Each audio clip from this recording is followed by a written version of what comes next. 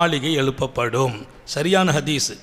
ஒவ்வொரு நாளும் காலை மாலையில் இரவு பகலில் 12 ரக்காத் யார் சுன்னத்து தொழுகிறார்களோ அவர்களுக்கு சொர்க்கத்தில் ஒரு மாளிகை எழுப்பப்படும் என்று நபி பெருமானார் ஸல்லல்லாஹு அலைஹி சொன்னாங்க. இந்த ஹதீஸை உம்மு ஹபீபா அறிவிச்சுட்டு சொன்னாங்க. அந்த 12 ரக்காத் என்னன்னு கேட்டுக்கங்க.